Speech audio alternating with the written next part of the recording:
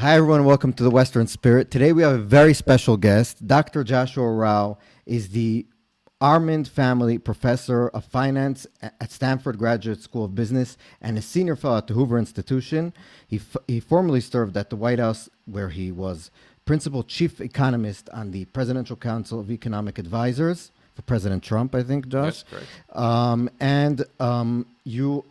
He also was you're a economist on the CBO, the Congressional Budget Office, if I'm not. Yes, on an advisory panel. Yeah, we meet a couple times a And year. what's important to say also is that you have testified numerous times in front of the Congress, joint sessions, all that kind of stuff. I have had that experience. Yeah. Yes. So you know a lot about what's happening economics-wise in America, and maybe here also. We'll see. So I guess the first thing is, what are you doing here at such a crazy time? I know you came for the Friedberg Institute seminar, but were you scared before you came? How are you feeling before you're going back to the States? Well, thanks, Ariel. It's great to be on your show. And the Friedberg Institute. I've been doing things with them for a little while now. I was here a couple of years ago for one of their seminars, and I don't know, maybe your listeners know a little bit about it, but the Friedberg Institute is an organization that tries to bring education in free market economics to both Israeli students and now increasingly to students from across the Middle East within the Abraham Accord countries. So, Bob Borens, who runs it and has a long history in the United States in the think tank world and also in Washington, D.C., when he invited me to come this time, I actually didn't have to hesitate at all. I didn't hesitate at all. To me, especially being in the United States, existing a lot on university campuses, to me, I felt that coming and showing some support to Israel at a time like this was super important. Plus, I also feel that the mission of the Friedberg Institute is very, very important. Students, not only in Israel but around the world, when they learn economics, often don't really learn the fundamentals of a free market economy. The classes kind of start from the presumption that the government will always be able to intervene for good, and there's a lot that's missed in those sort of traditional education. And so filling in the gap among students and recent graduates in whose hands is the future of this country, to me is a great honor to be invited. And knowing about centuries and millennia of conflict between Israel and its neighbors, I felt that this is just another one, and coming here was very important for me. And also, one last question about just the experience here. We spoke before, and you were telling me about how the lack of tourists and people just out from outside of Israel. How was the feeling of like being here at a time when I'm not talking about being scared of being here, because everyone's scared here, even Israelis like me, but just walking around the old city and seeing like a lot of places are closed and it's a little bit empty, and people, economically, those people are less inclined maybe to even take out money and buy things when they're all nervous. What do you think about the whole situation? Well, it really hit home when I visited the old city a couple days ago, and all of the shops were closed. I say 90% of the shops were closed. Maybe a few of them here and there were open, hoping for someone to come by and buy something.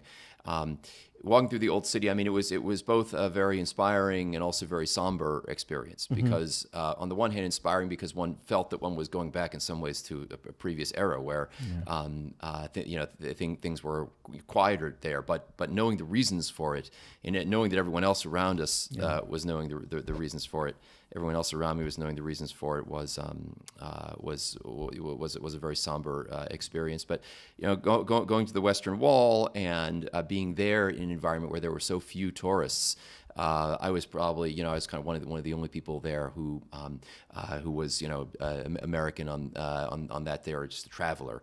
So something nice about it too, that you have the whole place for yourself. something nice about it as well, and it was certainly a very interesting and an inspiring experience, but also a somewhat somber one, and I think it's also a topic that pervaded the entire seminar with the Friedberg Institute, where there are real questions right now about how Israel will finance the expenditures needed for the war in Gaza, and in general what the future of Israel's public finances look like given where things are. Fortunately, and this was something that a few of the speakers, including myself, were emphasizing. If you look at government spending in the G7 countries, or maybe in particular if you can compare the United States and Israel. I mean, the United States and Israel for 2022 have about comparable levels of spending as a share of government spending as a share of GDP. It's about 36% of the economy in both places. What's interesting is that, well, two things. First of all, this is lower than a lot of the other G7 countries. Yeah. And secondly, though, Israel spends a considerably higher share of its GDP and of its government spending on security because it has to.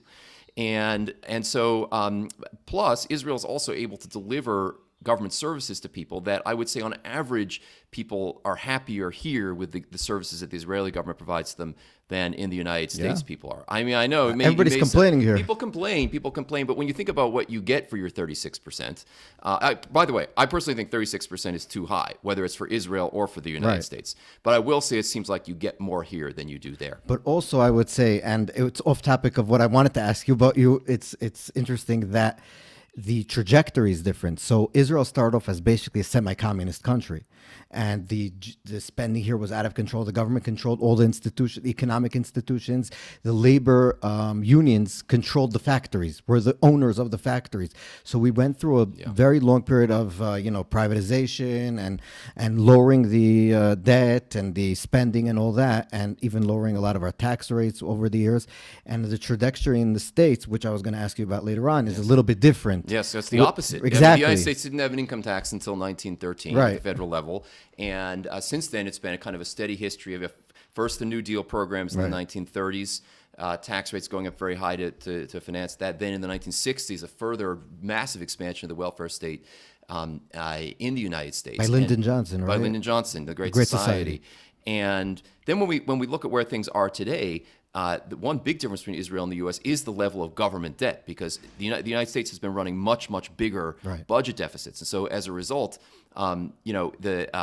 formally on the books, the United States has much higher government debt than Israel. Also, when you consider our unfunded liabilities from our social programs, Medicare and Medicaid, which are our public medical programs that don't serve the whole population. They only serve the elderly and they serve the poor, although the definition of the poor is sort of creeped up in that program. But if you look at that, you put all that together, the United States has a debt plus unfunded liabilities to GDP ratio of almost 300%, 3 years of GDP. Yeah. Whereas, for Israel, the number is below 100%. So that's a place where there's been a very big divergence as well. Israel is by and large, has not run huge budget deficits and imbalances. Now, there are various aspects of the Israeli economy one looks for and one asks how are these sustainable? I mean, they're not. They're not. Yeah. I mean, and so when you start looking at that, it doesn't look as bright. But the comparison between Israel and the United States, I think, has been valuable in this Friedberg Institute seminar, because there's some things that I think the United States does well that other countries in the world I recommend that they emulate, and there's some things that I think the United States has done very, very badly that I hope other countries will not emulate. I wanted to ask you, let's just start first of all about the basics.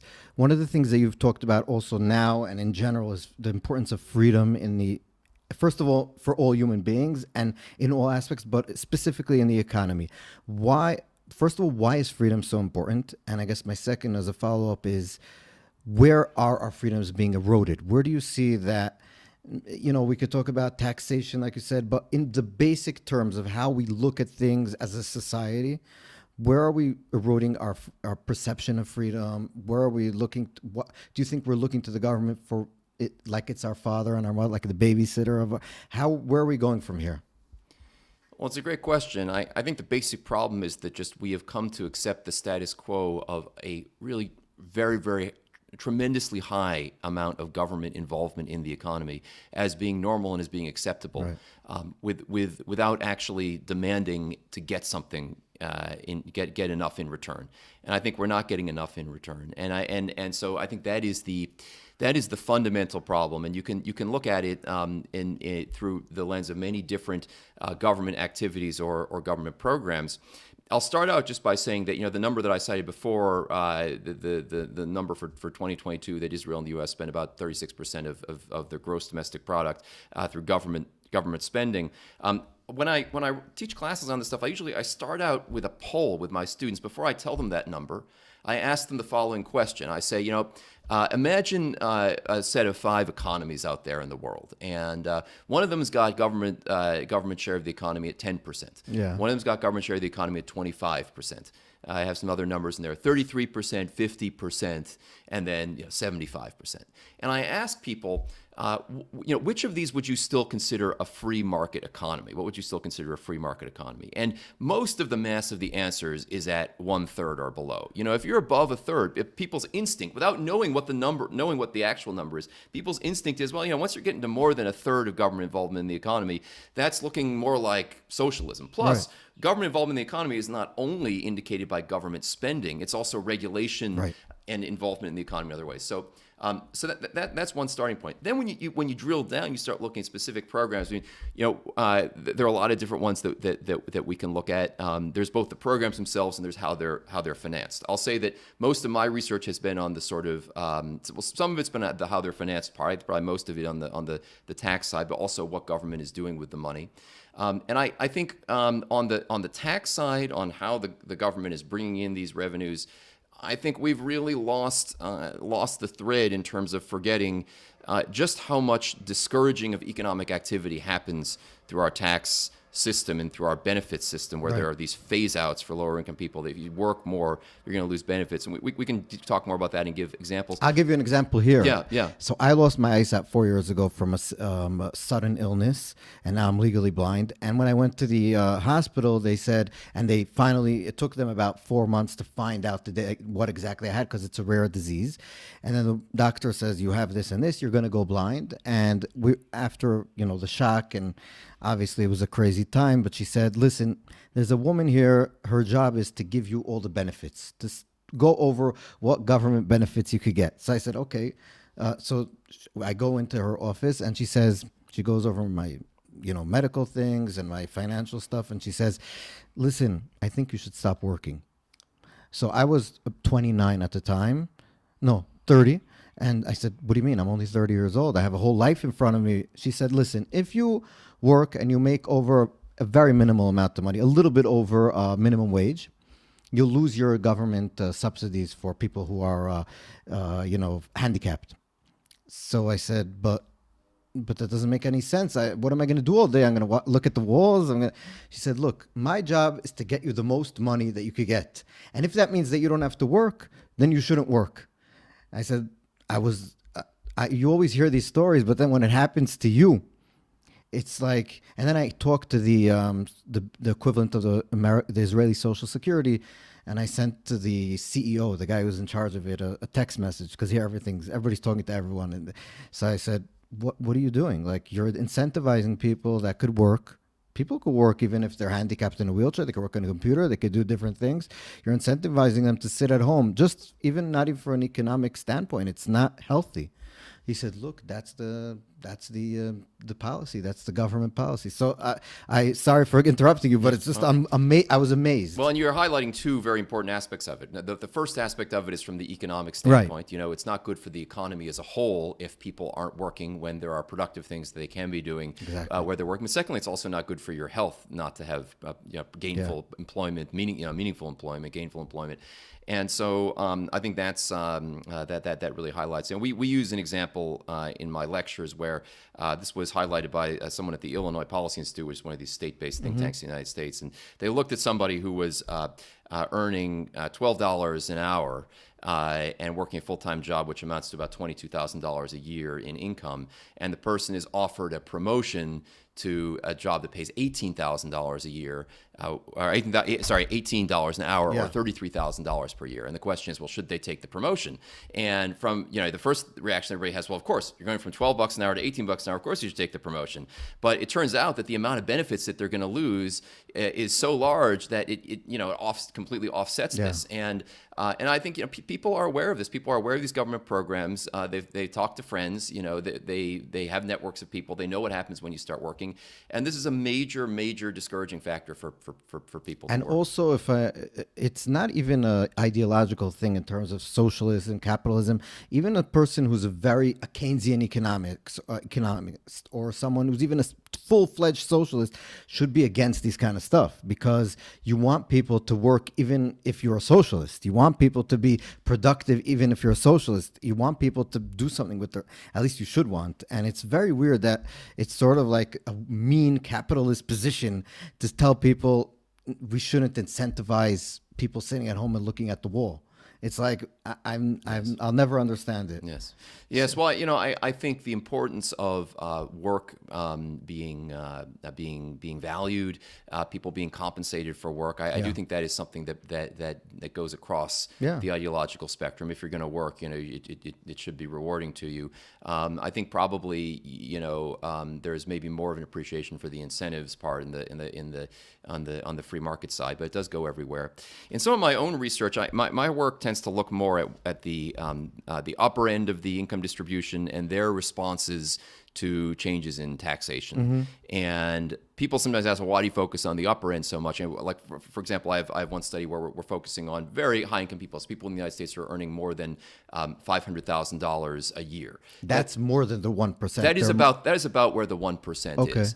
And in fact, the work that I've done is actually, some of the work on this has looked at the state of California, and we're looking at people there who are earning more than $1 million a year. Now, you might think these sound like crazy high numbers, but the fact is that in California, the top 1% of people, which begin around that bracket, around the $500,000 part, those people pay 50% of the taxes in California. 50% of the individual income tax is borne by those. Sounds like more than their fair share, if I may say. Well, this is interesting. This is another poll that I give in my class, and I shouldn't give away the polls on your show, because if people watch the show, then they'll understand that it's not that they're trick questions. I'm just trying to elicit people's views before I tell them what the facts are. First, I say, well, what are your priors here? How are you arriving at this question? And then I tell them what the facts are, and then that often changes their way of thinking about it.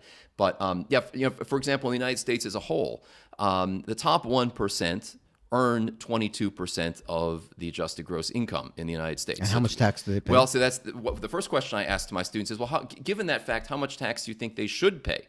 And most people say, well, maybe 22%. Some people want it to be a little more progressive than that, 35%, 40%. But the answer is 42%. So they earn 22% of the income. They pay 42% of the taxes. Wow. So when people go out and say, I don't think these people are paying their fair share. I mean, you said those words. What exactly do those words mean? I've never understood what those words mean. What is your fair share? I actually know in Israel what the numbers are for the top 20%. The top 20% in Israel earn 42% of the income, and they pay 92% of the individual income tax. Now, Israel also has value-added taxes that are substantial, and so that may level it out a little bit, but it doesn't completely undo it. And so this is often very surprising to people. But that's a detour on the question of, well, what happens when you actually raise taxes on these people, on high-income people? And there's a famous economist that your listeners may know well of named Arthur Laffer. And there's something called the Laffer curve, right? And the Laffer curve says there's a point you reach with the tax rate where raising taxes for the government by the government is counterproductive. They won't raise any more revenue because people will respond. They will work less. They will start fewer businesses, and it will completely backfire to try to raise taxes. That's the Laffer curve discussion. And that kind of got started in the 1980s when Arthur Laffer wrote this Laffer curve on a napkin. I don't know if you know that famous story, but wrote on a napkin, and this was a justification argument for why tax rates should be cut. And that discussion changed actually the whole flavor of the debate about taxation. It got people focusing on, well, what is that that rate, that Laffer curve maximizing rate?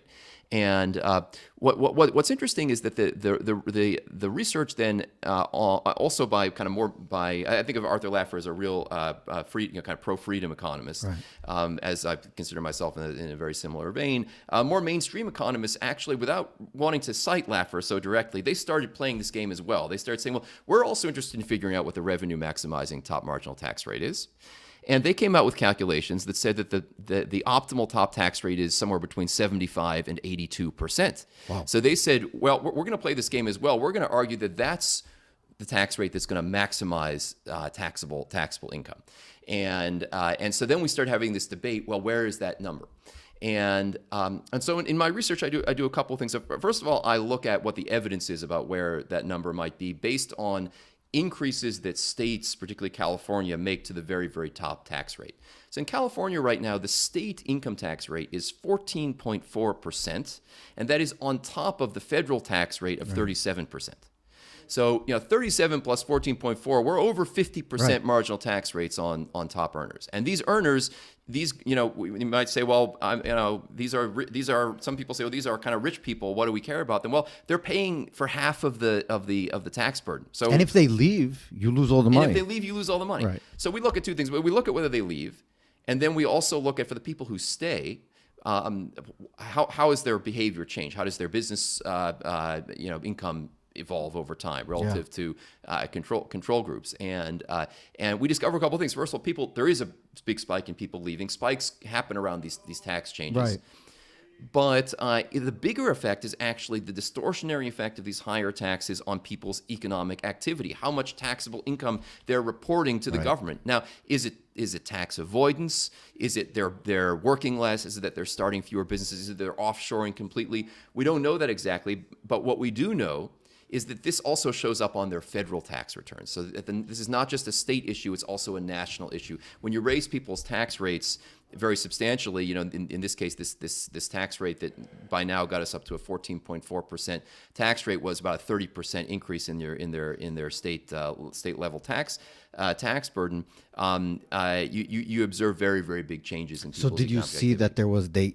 that there was less revenue because they put the taxes? So what we see is that there is less revenue than there would be had there not been a behavioral response. So we found that in 2013, when these changes were made, the state is not over the top of the Laffer curve yet, but over 60%, 60.61% of the windfall gains that the state was expecting to get, or would have expected to get under no change in behavioral response, were eroded by people's behavioral response, moving out, starting fewer businesses, avoiding taxation, a whole range of things that people might do. So they weren't over the top of the Laffer curve yet.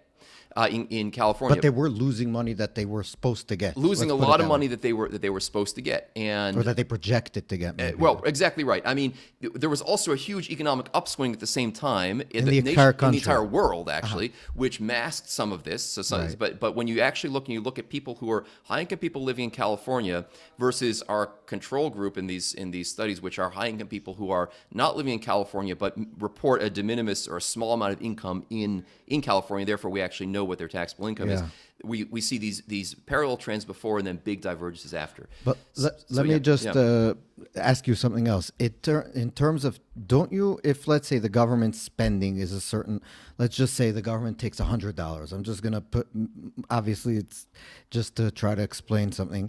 And then the government decides to lower taxes because of all the things we're talking about, and because we're pro-freedom and believe freedom works. And I asked you about freedom, but I think the main gist of your answer is that on two levels. First of all, freedom works.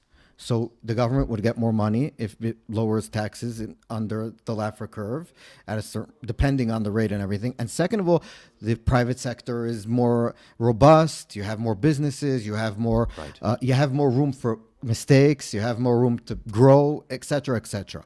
But if you lower taxes, but you don't lower your spending, so there's a problem there too, right? Because if I remember correctly, during the Bush years, and maybe they lowered the taxes, but they continued with the spending. And also maybe in Trump, if I'm not mistaken, he didn't touch the spending. Yes. He did touch the taxes. Yes. So when does somebody could say, oh, the Laffer curve, it means that they're lowering taxes, they're going to get more revenue, so let's just lower the taxes and continue the spending. Well, You that understand? that is a major problem. Right. And I will comment on that, but I do want to comment on something you said just now as you were starting that discussion, which is the point that the lowering of tax rates It does not just have an effect on on revenue, but you're also creating more economic activity.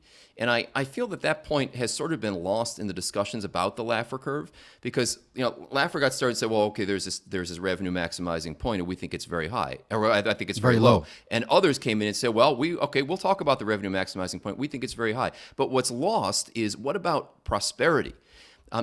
In order to get to the revenue if you get to the revenue maximizing point, if you get there, you've already discouraged tons of economic activity. And the great Harvard economist Marty Feldstein, who died a few years ago, in the 1990s, he was writing papers where he was looking at the question of how much overall economic activity is lost because of the income tax system as we have it now. And he found that for every dollar of income that the income tax system aims to take in, that you have destroyed $2 of economic prosperity. You have $2 of deadweight loss. You can quibble about the techniques and the numbers, but they're all pointing to a number more than one. So meaning that for every dollar the government is bringing in, they're destroying prosperity. And so I fear that the discussion about the Laffer curve has narrowed the question very much to what's the tax rate we can set that will maximize revenue. But what a terrible question to ask. Why are we asking that question? Why are we not asking a question that maximizes prosperity, perhaps subject to some constraint about how unequal you want things to be, or how much poverty you're willing to accept? That's the question that we should really be asking. I fear that the profession and just has gotten on to the question of spending. Spending, yeah. So now let's go to spending now. So you're absolutely right. If you cut taxes without cutting spending, then you're simply increasing government debt, government borrowing, and you're imposing taxes on future generations. Future generations will pay for it one way or another. Now, future generations, that doesn't necessarily, it could mean our kids or our grandkids. It could be sooner than that, because the way that these things end up getting worked out is either a government comes in and says, okay, now we're going to be fiscally responsible. We're going to start balancing the budget. That requires, spending cuts and tax increases. So that could happen if people got fiscal discipline soon. That could happen. Probably the way things are going politically, though, is more like the government puts it off until inflation. Until there's no choice. Until there's no choice. Right. And so one or two things will happen. So inflation will come in, and inflation is a form of tax. Right. Or the rest of the world will say, you know what, we're actually interested in buying the U.S. government's bonds, given these massive deficits that the government is running, and that is then, when interest rates spike up, that is then, forces government officials to. Either way, it's unsustainable. Either way, it's unsustainable. So, and I guess the question that you touched about in the beginning was about, when we look at the budget of the federal government, and most people, especially Israeli listeners, I don't think, or people who are watching or listening, don't understand that most of the debt of the federal government is what's called non-discretionary. So, like when they're having a discussion about a government shutdown, again, if I'm wrong, tell me, but I think I'm right. So basically, they're just touching things that are on the margins. So they won't touch Social Security, and they won't touch Medicare, and they won't touch Medicaid. Yep. And those are the driving forces of American debt. And the actuaries, if I understand, of these programs are saying, pretty soon we're not going to be able to continue, and we're in big trouble. And no one on the political I look at the Republicans who used to be, we don't want so much debt. I remember the Tea Party when I was growing up when I was a teenager, and everybody was so about debt. And it seems as though when someone gets into power, they forget about the whole situation. They don't want to touch any of these stuff. And even before that, everybody's saying, I remember Trump was in the primaries now, DeSantis, and he was attacking DeSantis, and I think Haley he was claiming that they were going to reform Social Security because everybody's scared of getting people angry for taking away their benefits. Is there any hope that, because these are the driving forces, nothing else. I mean, obviously in the margins, but those are the main things. Any chance anything will be done unless at the last moment before there's a catastrophe? Well, you hit the nail on the head. I mean, that the entitlement programs are exactly the drivers of the exploding U.S. government debt and unfunded liabilities. And in politics, nobody wants to touch it because they're worried about what voters are going to say or what they're going to do. Is there any hope? Well, I used to be even more pessimistic about this than I am now, but I have seen a glimmer of hope. And that glimmer of hope has come not from the United States, but from Argentina. So in Argentina, a rather bombastic but extremely inspiring politician came He was along. here not too long ago. Okay, Javier Milei, and he's a friend of the Jewish people as well. Wants and to become wants Jewish. To become Jewish. And he, he ran on a campaign of brutal honesty. Right. And he got elected. He got elected. He got elected telling people, I'm sorry, everyone has lied to you. There is no money there. We haven't had that in the United States yet. Nobody has really come. I mean, there are some people who have tried to send along that message, but not on the sort of presidential stage. And if you had somebody who had both a very appealing and sort of flamboyant character combined with this brutal honesty, maybe we could get somewhere, And so seeing that in Argentina that has happened has raised my hopes a little bit that somebody like that could come along in the United States. But they were in a very bad situation. I mean, they had like hundreds of percent of inflation, and like everybody was like, there was problems getting food in certain places. I hope America doesn't get to that place before that happens. Yeah, maybe that America has to get that things have to get worse in America. That still things are going too well for people, all on borrowed money and borrowed time. I will say there are some things that people are really fed up about. I mean, and they do relate to government, the extent of government spending. The extent Give us of a few taxes. examples. Well, okay, so one example is education. So. Right. The governor of California, in his annual budget, reports per pupil expenditures in California from all sources. And people are often shocked to discover that per pupil expenditures in California in public schools from all sources amount to $24,000 per pupil. $24,000 per student. Year. Per year. This is the governor's own number. And $24,000 per year per student. California's educational performance is abysmal. And in the context of the rest of the U.S. states, it's terrible. And the teachers' unions in California like to try to excuse themselves by saying, well, we have special challenges that other states don't have. We have a lot of immigrants or a lot of Spanish speakers. Well, you know what? News for you. Texas does too. Their per pupil expenditure is about a third of what California is, and they're, kind of upper middle of the pack. So this is about totally inefficient and corrupt government that has fallen completely into the hands of the unions. And we have a party in the States. I mean, I grew up in New York. The unions control a large portion of the Democrat Party. They're the largest donor, if I remember correctly, for a lot of these politicians. It's almost impossible for a lot of these politicians to do things that are against the interests of the union. So it's like you're in a catch-22. Like if you don't do something, they'll throw you out, but they won't give you any money. If you do something, you're stuck. Right. That's right. I think another turning point that we might be seeing in the United States, or perhaps will sometime soon, in terms of what people are willing to do and put up with, is public safety in the cities. Because public safety in the cities has deteriorated dramatically in the last several years. And I think this began in some ways with the defund the police movement, with the COVID lockdowns, which changed a lot of things about sort of human behavior. And so that has been. I mean, within cities, sometimes these kind of revolutions happen at the local level, and there are signs that people in cities. Does that have to do with economics? Just before you continue, like, because we're talking about changes in terms of freedom, in terms of getting to a more free marketplace. I mean, obviously, growing up in New York, and I was there about a year and a half ago, it's like it become totally different. To go on the subway, it's scary. And when I was growing up, it was after Giuliani. You could think whatever you want about him now, but the city was a safer place. Right. And so obviously, let me put it this way. When people feel safe physically, do they tend to feel more safe in terms of opening businesses, in terms of, spending money? So I guess that's my question. I don't know the research, but it has to be good for cities. I think that the people who want to tell another story will say, well, there's so much work from home now. There's so much more that people can do without coming in. But cities, there are agglomeration forces. Right. And I also still fundamentally believe, despite what anybody will tell me about work from home and things like that truly innovative entrepreneurial activity actually really only happens when people are together. Yeah. I know maybe I'm just too old, but I just think that, tell me a great business. Show me an example of a great business that got started because people were on a Zoom call together. I just don't see it. It's ideas come because people are having informal interactions.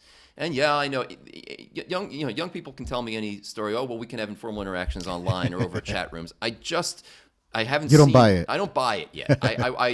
Maybe I'll be proven wrong, but I think that people need to be together. In order to be together and to come to an office, to go out in the evening, people have to feel safe. So I actually really, it certainly helps these agglomeration economies for the cities, and it may actually lead to the creation of new businesses, generation of economic activity that you wouldn't otherwise have. It's interesting. I mean, the cycles. I mean, I remember a time, when I was just starting college in the early 1990s, where I went to Yale, and so it was near New York, and so sometimes we'd go to New York. People were like, "Don't take the subway."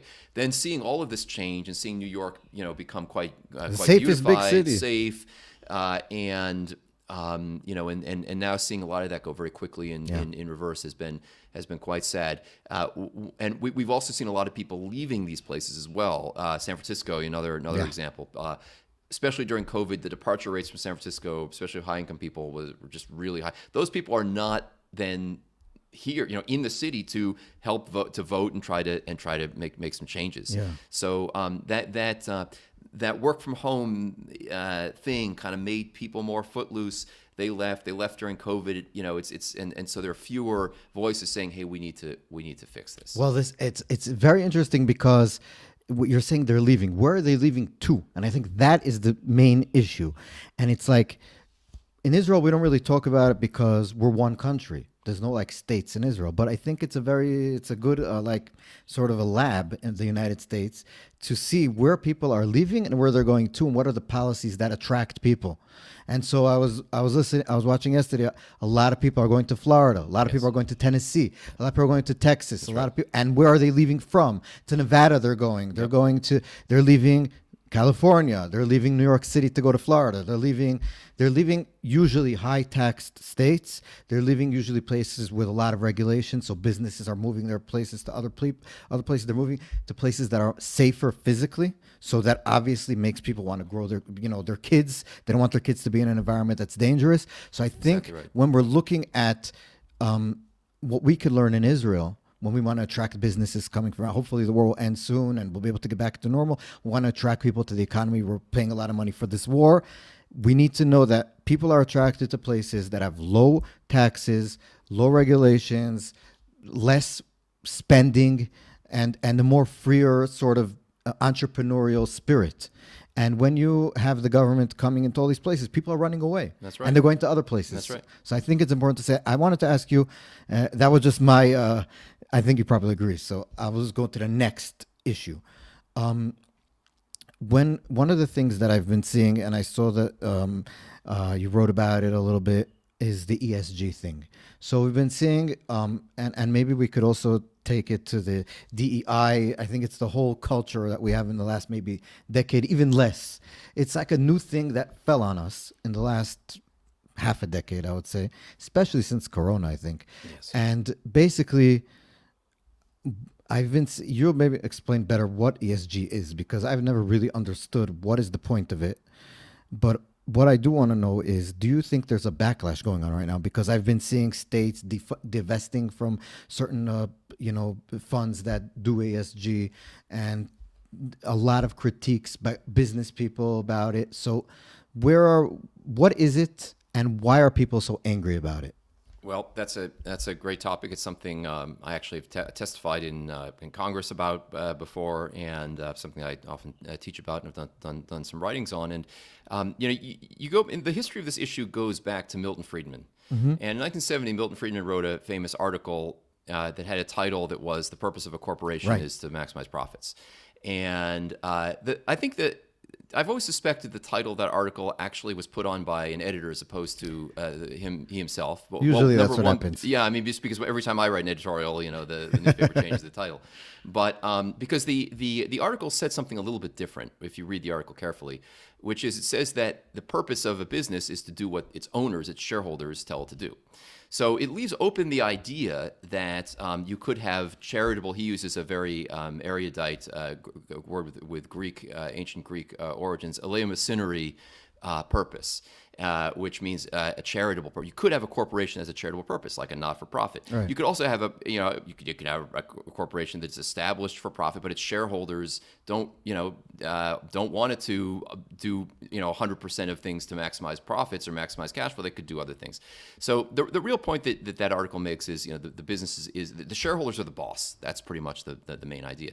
Now you fast forward to 2019, and you have the Business Roundtable, a group of CEOs of the top companies in America, and they make a declaration that the purpose of a corporation is to do a bunch of different things. One of which is to please the shareholders, but it's also to please employees and customers and other people and stakeholders. So this was kind of revolutionary because, literally revolutionary because if you're a shareholder.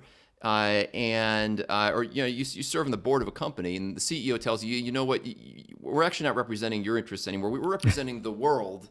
Yeah. Then it really changes what they're saying of what their responsibility is. And during the time between Milton Friedman's article and 2019, a lot of improvements were made in what's called corporate governance, which means making sure that managers of companies are actually doing what shareholders want them to do. So in the 80s, the problem was there were a lot of companies that just weren't run very well. Managers would take out a lot of perks from the companies. Think about private planes or things like that. And there was a wave of takeovers that tried to remedy a lot of that, and private equity is an area that's tried to remedy a lot of that. But those gains of making sure that the companies are doing what the owners, what the shareholders want them to do, those have now been to some extent unwound by this idea of ESG, of this idea that managers may choose to do things that are good for environment, and society. The G, governance, is sort of a funny word because it's always been there. What is the ES? E is for environment, S is for social, and G is for governance. So environment would be like giving money or not polluting the environment, literally? Right. Or we're going to reduce our carbon footprint, and so what happened was, and this had been happening sort of in the 2010s.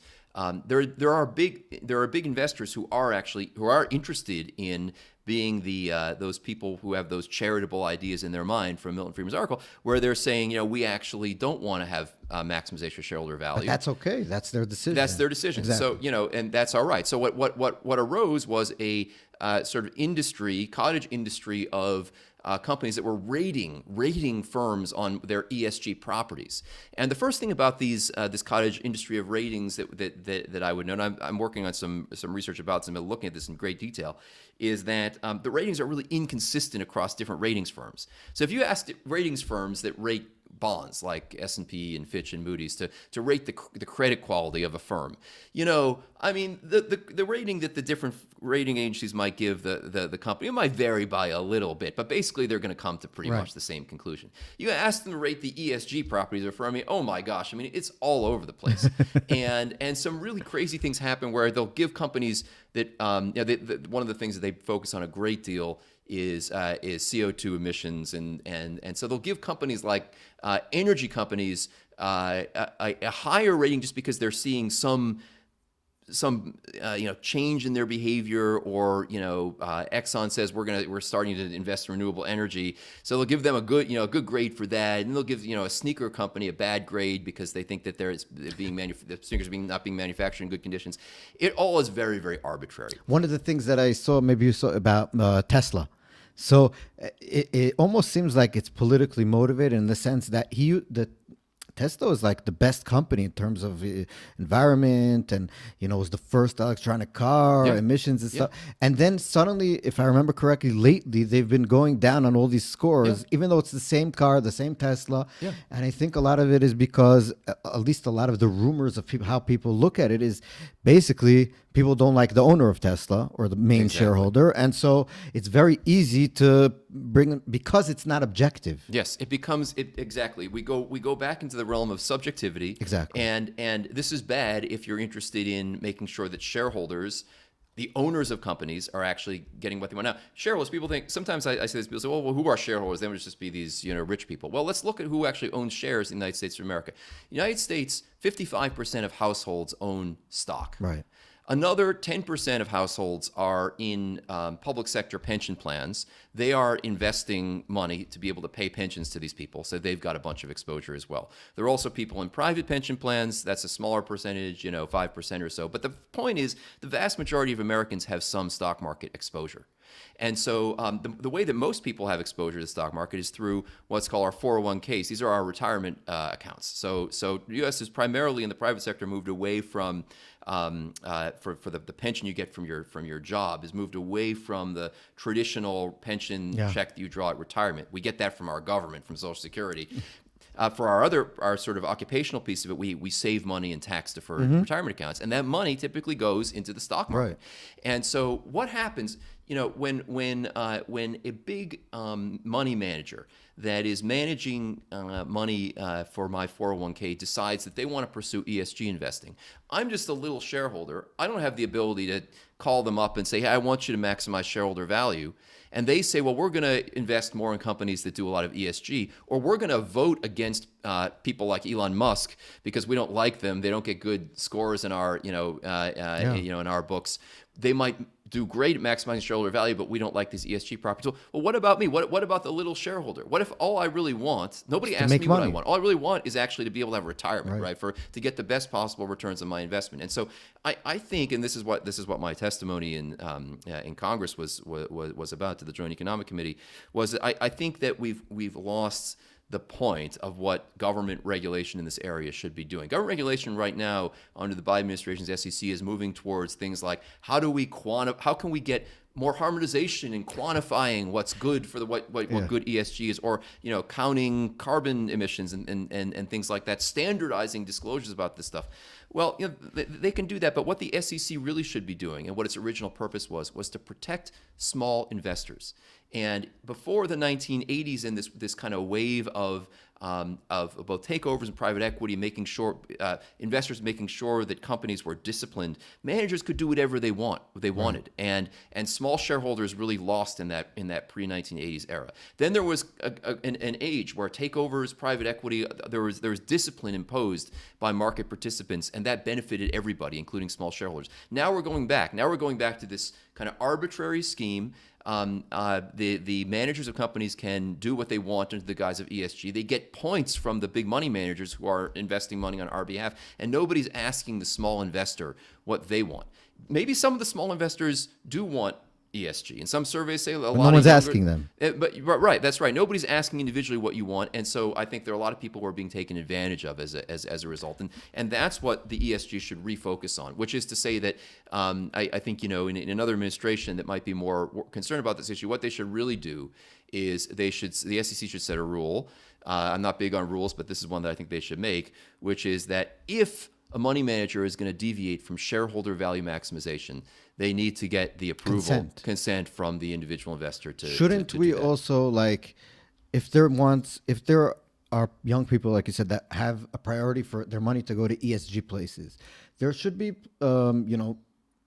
funds or whatever where they could do ESG. There are ESG funds, but the problem is there's also this mix of, like, even index funds nowadays. They're not ESG funds per se, in that they're not choosing their investments based on ESG properties, but they are voting their power on our behalf, on behalf of the individual investors. Money managers who may like ESG are voting on our behalf, and they're voting on things that might not be maximizing shareholder value. So I think that's really, and I think this is a big problem because it threatens our going into majorly into reverse on all this progress we've made in getting individuals to be owners in the economy. I mean, having individuals own shares in the economy is a good thing. It gives them the upside to stock market performance, gives them economic upside that they otherwise wouldn't have had. If we now get rid of that and we make investing in the stock market not a good deal, or we make it something where managers can now just go back to doing what they want to, we risk losing all of that, and I think that's pretty dangerous. One of the things, last question about ESG, is that I'm hearing in Israel people saying is, what do you want? ESG companies who are good on the ESG rates make more money. Is that true? Well, this is fascinating, because that is one of the marketing points that ESG funds try to make. We will do well by doing good. this, we will be able to make more money because of this. Well, there are some ways in which it is true. So, for example, if you're not treating your employees well, you won't have good employees. Yeah. If you're ripping off your customers by selling them crappy products, they're not going to buy your product again. There are That's ESG. If let's say, well, wasn't that like total common knowledge that if I screw my customers, they yes, won't come back to my business? it should be common knowledge. And now, on the other hand, there are things where there are conflicts. There are certainly conflicts. There are decisions that managers might make that are bad for some set of stakeholders that could be good for shareholders. Right. And this is often actually enters the realm of sort of business ethics. And so I do think that we have to be have our eyes open about the fact that it is a trade-off, right? For example, if people really care about carbon emissions, that is gonna be costly. That is gonna cost something. We can't just pretend that it's gonna that doing well equals doing good. That following ESG will always lead to better shareholder performance, and telling people, investors, that's the case is actually lying to them. And I fear that that's another issue that the SEC might want to investigate. Have investment companies been telling people these ESG funds will outperform, and convincing them that you can have it all, you can have your cake and eat it too? Well, Milton Friedman said it. There's no free lunch. Yeah. It's not going to work that way. If you want massive reductions in CO2 emissions, that is going to cost something. If you want massive changes in behavior around the environment, that's going to cost something. You can't have it all. Yeah, I agree.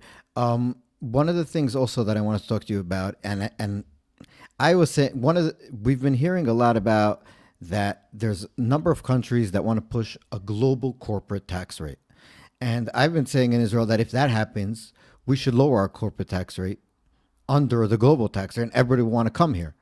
And I don't understand why. First of all, what would be is there any way like to force countries to have a global corporate tax rate?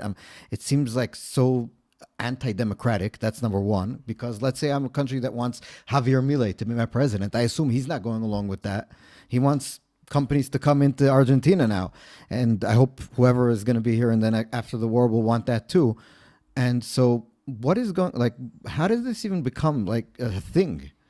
Yeah, it happened gradually and crept up on a lot of countries, and I think a lot of places are just now kind of catching up. So the history of this is that there's always been tax competition, right? And I mean, I have a lot of work research that looks in the United States at when states lower their corporate income taxes, do businesses move? Turns out they move, and also they move their labor force is also grows in the places where the taxes are cut and shrinks in places where the taxes are increased. So this happens on a global level, and to me, as a free market economist, that aspect of it is totally natural. Many people I think will agree that it's okay if places have low taxes and actually attract companies with workers to those places. Where not everybody agrees with that, but where more people are concerned is that there have been abuses of this system, and the abuses of the system often involve cases where companies will do things like they will locate their intellectual property in some low tax country. Yeah. Say Ireland was the one that was where they got a lot. They got a lot of this business. They don't locate employees there really. Maybe they have one employee with an office. They then route a lot of their income through that country and are able to get to lower their corporate tax bill very substantially. As a result, often with fairly complicated tax structures that involve routing the money, not just through Ireland, but also, the Netherlands or Luxembourg. And there are these, tax attorneys, and they create these structures that are legal, but that are sort of workarounds. And so while I think there's a sense that it's sort of fair game if companies move to Ireland and move their workers there because Ireland is creating a business-friendly environment. That's one thing. That's okay. I personally think that's great. Some people would just kind of grudgingly admit it's okay, but I think it's great. But where more people start worrying that their problems are in these what people would describe maybe as abuses, where you're just kind of locating intellectual property someplace. So in that realm, the organization, the OECD, which used to be an organization focused mostly on research and trying to kind of promote economic growth, has emerged as this kind of leviathan, this kind of international leviathan, has taken this issue upon itself. It began seemingly in a kind of harmless way where they were studying the issue, but quickly, sort of in the 2010s, moved to something where they were getting countries to come in and sign on to having a global minimum tax level to try, so that, if you're worried that some countries are getting extra, are creating these avenues for abuse, they try to get everybody to sign on to this minimum tax What would rate. be the result if this happened? What do you think would happen? Well, so at one level, and this is something, it's actually it's very hard because one thing that people are discovering is that there are a lot of workarounds to this. There always is. There always is, but I think the main workaround that I think is happening is that. Actually, a lot of many, over 100 countries have agreed to this, and I don't know where Israel is in its process of agreeing, but I'm not sure, but we shouldn't agree. I suspect that you've already agreed. Probably, but we shouldn't. And the United States has already agreed, and they also shouldn't. And no, virtually no country should agree. Unless you're a country with very bad economy, Yes. who can't, for some political reason, lower the tax rates. So we have nothing to lose. Well, the reason countries are agreeing is actually they want cover to raise their corporate tax Right. rates. That's the main reason the companies are agreeing, because they want to be able to say, "Well, sorry, you can't leave. The OECD made us do it." Right. Right. That's kind of what the countries who are agreeing are looking for. But the main workaround is to do something like the following: you basically say, "Okay, we'll lower the corporate tax rate." But what we're going to do, we'll raise the corporate tax rate. But what we're going to do is we're going to give out a lot of special deals to specific companies that we, the politicians, like. So it's going to create systems with a higher rate and a narrower tax base. And that's bad. That's not what creates efficient systems. Efficient systems, we've known this for a long time, are low rates and a broad base. So broad base means you don't have a lot of special loopholes, and you also don't have a lot of special giveaways that you say, we like this industry, we like this firm, we're going to give you a special deal. So what you're saying is, just to understand, let's say the tax rate goes up, corporate tax rate. A company wants to come to your country, and they say, we'll come, but we understand you can't lower the tax rate because you're signed with the OECD or whatever, but we want you to give us all these different goodies. Exactly. So we'll give us a special deal. Give us lower on, let's say, the property taxes. Yeah. And also give us subsidies because we're doing something very important. Direct subsidies, exactly. Right. Yes, We'll give you yes. good stuff. Yeah. Help us. We'll work hand in hand. We'll Yes. bring in, let's say, handicapped workers. So we'll get different subsidies, and that way the government will be able to pick and choose who it wants and who wins right. and who loses. That's right. And that's the worst of the That's worst. the worst of the worst, right? That's right. They can pick the best DEI, the Exactly. best ESG firms. And then it all depends also on the politician. So let's say Biden likes this company, and then Trump comes in, he likes that company. Exactly. And that company leaves because Biden's not there anymore. This company comes in, the next guy. Right. It's like a very bad cycle. This is crony capitalism, Exactly. and it's something that everybody should be against. That is not what we want. We don't want the government being the one deciding on a firm by firm, person by person basis. Yeah. You get it, you don't. That's bad. That's detrimental to economic freedom, and we shouldn't have it. I'm very concerned about the global minimum tax in general. This concentration of apparent power, this kind of power grab by the OECD. I really wish that people in the United States would wake up to this more, would realize what a big issue it is. And not just the United States, but every country. Each country is also giving up its sovereignty, because it means that now processes are going to have to be approved and go through the OECD. The OECD is not just stopping at the rate; they're now talking about because they're aware of the workarounds, right? So now they're trying to say, well, we're going to try to.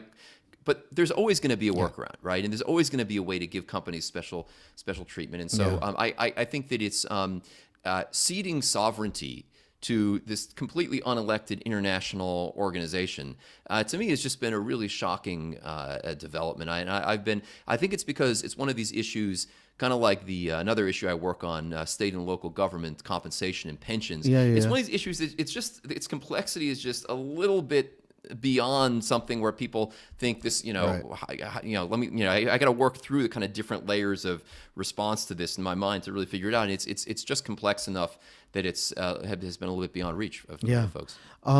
Let me just turn maybe a little bit to Israel about this. We were talking about the difference between the Israeli economy and the American economy.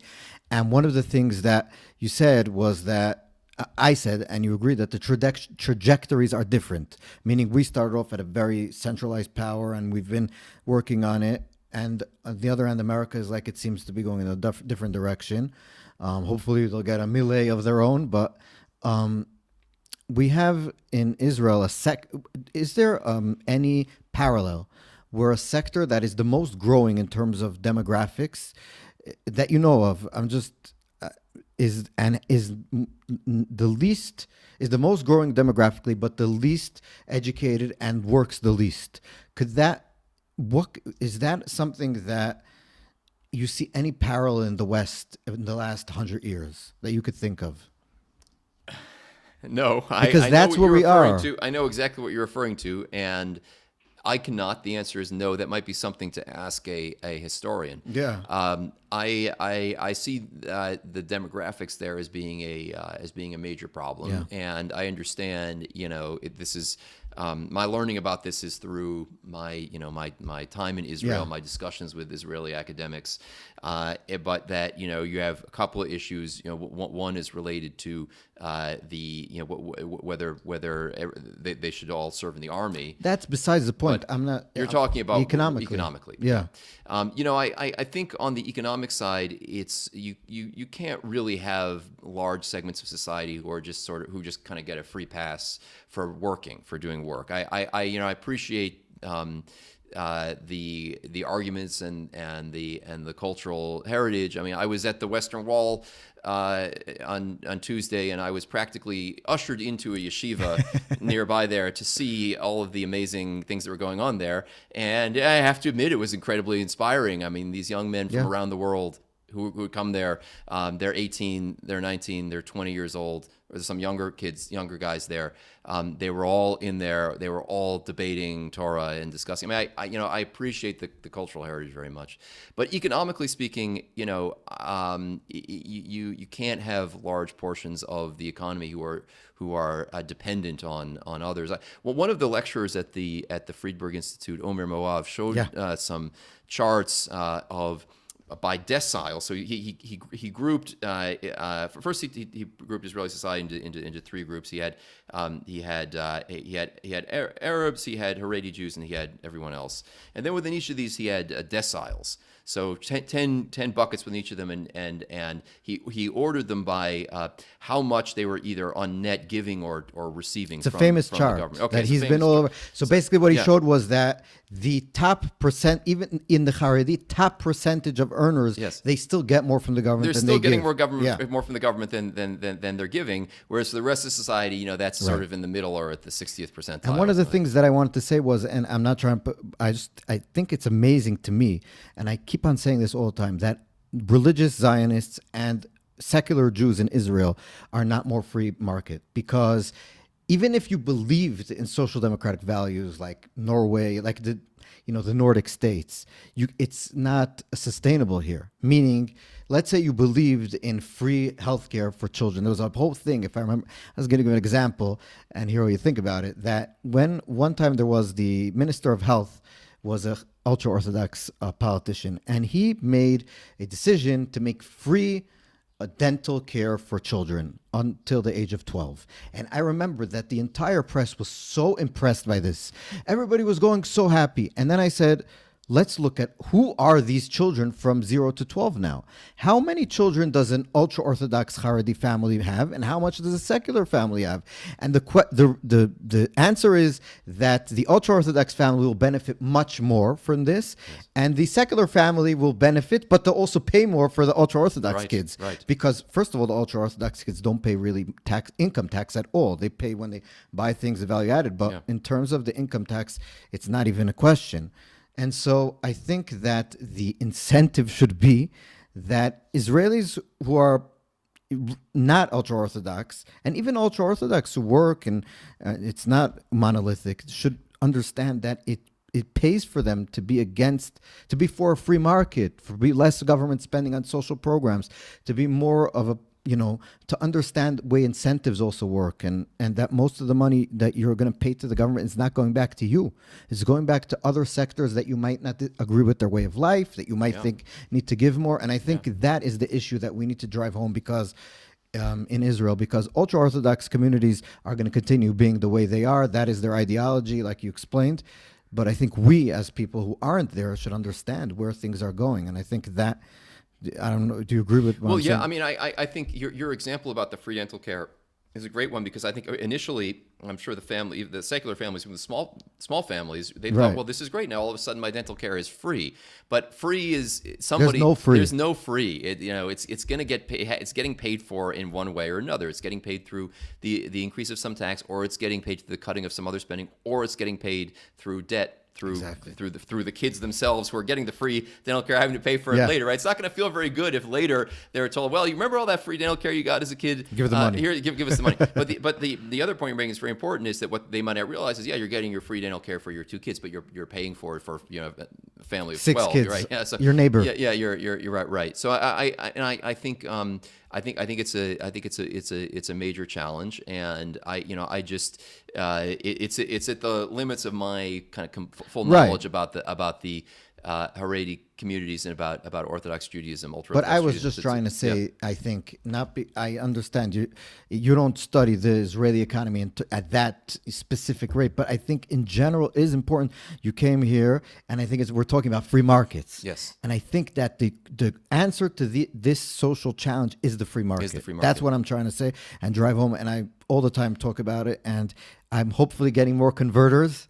And it's very difficult because the way society is, where it started from, where it's a challenge to get these ideas out. Well, again, what do you say? How do you convince an ultra Orthodox Jew that they should be in favor of? Well, I don't. I'm talking about everyone else. The secular folks. That's right. Yeah. So, but Well, about that's- ultra yeah. orthodox is a different story, because I think at the end of the day, it's also a mindset of that you're studying in yeshiva all day, you're enjoying it, you're not rich, but you learn to live with a minimal means, and there's no reason for you to change. The society is giving the money to the yeshivas. You're getting different benefits in terms of having a lot of kids. The government subsidizes kids here. So more than I think most countries in the West. And so it's very easy to continue with the lifestyle. Now we have very large social unrest because the army, but also because of the economy. People are saying, look, the war is costing a lot of money. The head of the IDF said we need 4,000 fighters now. We're missing. And you come to the ultra-Orthodox and say, listen, we need money and we need people to fight. And it's causing a lot of unrest. So what I'm saying to people is, listen, we could talk and fight about the army. I'm not sure that we're going to get anywhere with that. But with the economy, the next government, there's a good chance, according to all polls, will not have ultra-Orthodox parties in it. There's a chance to do something on the economy. You don't have to force them and bring police officers into Bnei Brak to start catching Haredi people. You have to start going to less subsidization, less even subsidizing having so many children, and a lot of different programs that are there and that feed into the cycle. Yes. So I think in that sense, there's work that can be done, and also it's a way of showing people how much the free market works and how it could help a lot of the ailments of society. Yes. Well, So- I agree with that completely. And I think also, I mean, the education issue is also a major one. Yeah, that exactly. If you have kids who are growing up who are not learning. So that's mathematics, also about subsidization. Yeah. So the government is subsidizing schools that don't teach any skill sets. So when we're going off topic, but it's interesting. I was born in Brooklyn, New York, to an ultra Orthodox family, and we in New York, and there was a New York Times article about this not too long, which made big headlines. They didn't teach me anything, only Torah. I didn't learn English, math, history, nothing. And the school is lying to the government, to the local government, that it is teaching in order to get subsidies. It's a big thing. It's a scam. The Times made it a big thing. But then I came to Israel, in the yeshiva, we didn't either. So when I was thrown out of yeshiva at the age of 16, because I can't sit for 15 hours a day and just study. And so I was a little bit lost. But then I started studying by myself for the equivalent of the GEDs. And now I have a master's. And my friends from New York, a lot of them have nothing.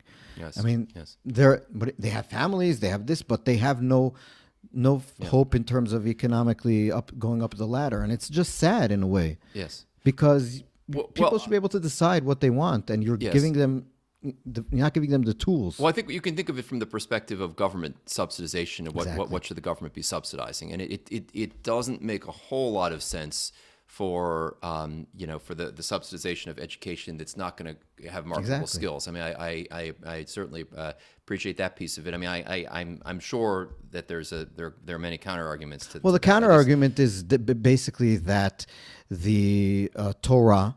It's more of a theological issue for them. Yes. The Torah is physically saving Jews in Israel. Let me put it this way.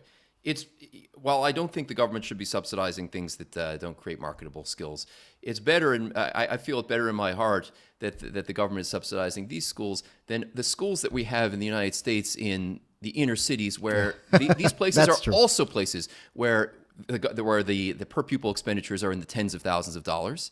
And these kids are learning nothing. I agree. And they're also in environments where they are Crime, drugs. tremendous crime, drugs, things like that, and all the money that's being spent on that. So, I agree. But School choice for that is like it seems so obvious. it seems so obvious, yeah. Yeah. It seems so obvious. Of course, for school choice, you also need. I mean, I'm a huge proponent of school choice. You also need parents who are going to make those active choices, and I think we just also have problems with The welfare society, state. the welfare state, societal decay, Yeah. drugs, huge problem. Yeah. And the education system in the United States is a total catastrophe. Yeah. And I think school choice is absolutely the first road.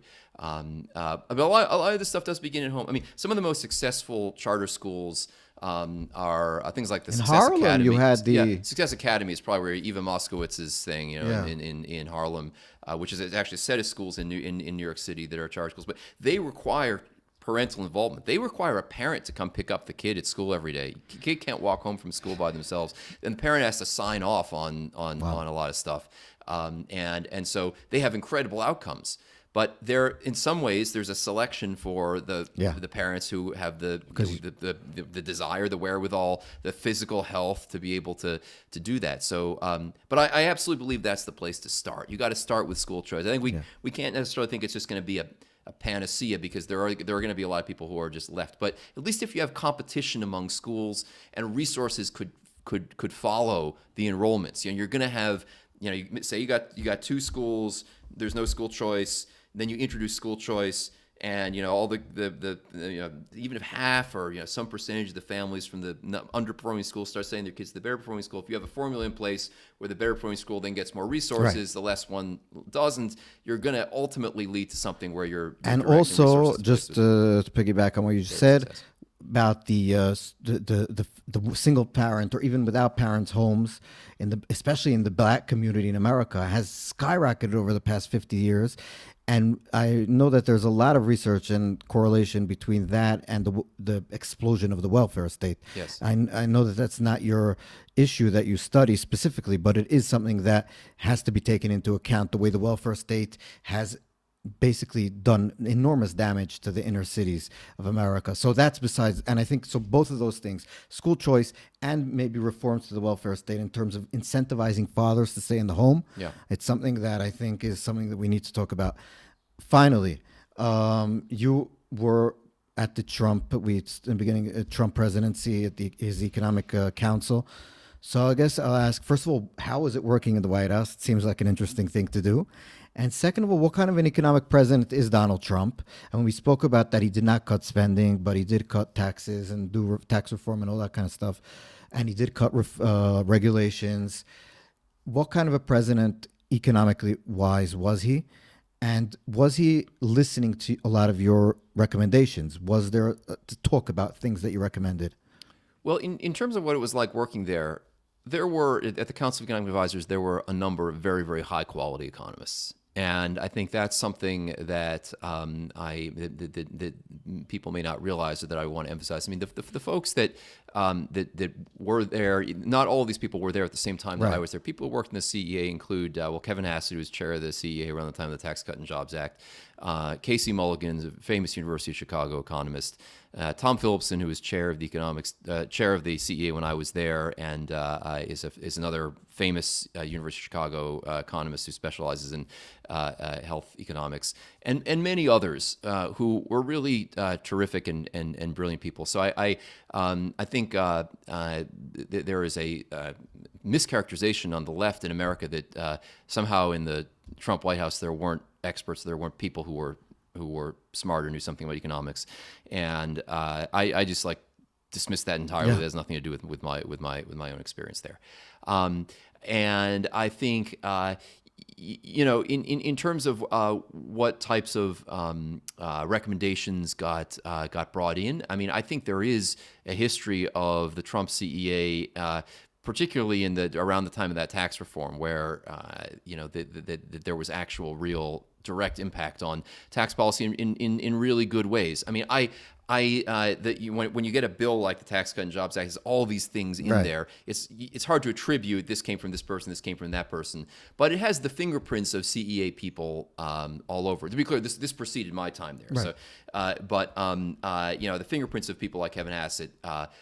All over it, in the sense of things that are efficiency improving for the tax code. Lower rates in a broader base. We capped a bunch of deductions like the mortgage interest deduction. We capped the state and local tax deduction. These are things that economists have been saying for years should be done, and finally got into tax policy. So I think there's evidence overall during the kind of overall Trump administration time of recommendations being ultimately implemented. During the time that I was there, at the beginning of COVID, that was a time when, and I think 2020 was not a good year for just about anybody. I would also say that it was a disappointing year. From the perspective of economic policy, because I believe that the response to COVID, you can discuss the lockdowns and the masking like that. I also think there was a lot of misguided stuff there. It's not my area of expertise, but I think there was a lot of misguided and very poorly evidenced decisions there. And we're learning more and more about that now. We're learning more and more about it now. But what's really distressing as an economist was just this massive deluge of spending. I made a promise to myself when I went to Washington to join the CEA, that if there was ever a huge expansion of government power or spending relative to what I already thought was too high of a baseline, huge expansion of government power or spending, that I felt that I couldn't do anything to push back against, that I would leave. And this promise to myself was in part due to the experience of some other people who I had known who had worked at CEA, who I knew and had spoken to around the time of the great global financial crisis in 2008, 2009, which was also a time where there was a dramatic expansion of government power, ill-advised spending, a lot of ill-advised regulation. And there was some regret by folks who I spoke to that, this feeling of like, well, I wasn't really in favor of it, but I kind of had to go along, keep my mouth shut because I was at the administration. You can't criticize the administration when you're part of it, when you're on the inside. And I just thought, I didn't join a Republican administration to have trillions of dollars of additional spending, to have, unemployment insurance be offered out at a flat dollar rate that made replacement rates in most professions over 100%. There's just, to be bailing out airlines or giving $25 billion to Boeing without asking for anything in return. Or state and local governments got a massive $900 billion of money. I got a check here in Israel. That's amazing. Yeah, right, exactly. Let alone the individual stimulus checks. This stuff was all very, very ill-advised. It was very, very poorly thought through. And the CEA, while the people in CEA were saying this, was at that point not really at the table fundamentally. Was because because politically the elections was coming up, and I know he signed off the check, said Donald Trump was giving you the check basically. So I mean, I can't speculate for exactly why it is, but I do think that in these crises in general, that decisions get made much more on a political basis than on an economic basis. And government wants to be shown to be doing something. The government wants to be always sending people checks is popular. If you have a reason that you can send people checks, it's even more popular. If you are essentially bribing people into going along with your lockdowns to stay at home by sending them this check. That's another thing. I know maybe those efforts weren't totally coordinated, but it sure is true that people were much more willing to go along with lockdowns when the government said to them, yeah, and here's a check that in addition to your unemployment insurance is going to replace a multiple of your income. Savings rates went up to 33% in April 2020. And that means basically, to put it into layman terms, that people were basically taking the money, putting it in, saving it. Just putting it in, saving it. Yeah, they didn't need it. Money. Wall Street Journal read an article around that time. What you should do, wondering, or what was saying, like the title was, I don't know what to do with my stimulus check. Things you can do with your stimulus check. Well, okay, newsflash. Then you don't need it. You don't need it then. Exactly. And the stimulus check was just one of these many, many government programs. One area where I've studied a lot is what happened with the state and local government money. Because state and local governments didn't really need it either, it turned out. Now, that part of it, people try to defend it by saying, yeah, we didn't know how bad it was going to be. It could have been a lot worse. Okay, but then don't write in stone that you're going to send out all this money without there being some actual need there. Right. And way more money was sent out than the states didn't ultimately really see much of a decline in revenue at all. Because most of them were based on income tax. Most of the high income people just kept earning their jobs. The laptop class, they're the ones who are paying the taxes. There wasn't really much of a decline. It also was, and this is like besides the economic policy, I think it did highlight the difference between the classes. So you had this and I usually don't like talking in classes, but it is something that not economic class, but more of like an elite sort of like looking down on people attitude. So you had these people that were sitting, working from home. They weren't going outside at all. They weren't meeting people who were suffering because of the lockdown. They weren't meeting people who did need the jobs, that did need the social interaction, that didn't need the city to function, for example. And they were sitting at home with the laptops. Everything was fine. We needed to just throw the money at these peasants, and we'll be fine. And I think it made sort of and here also in a way, but there I think it's a lot more. You see it. You see the difference, and a lot of these people live in specific areas where they have more power, and the in New York, you see it. Like you have Manhattan, you have these neighborhoods. People have a lot of money. They're not going outside. And then you have in Brooklyn, like where my dad lives, like people who are more lower middle class people who need to go out, and they work in jobs that you need plumbing.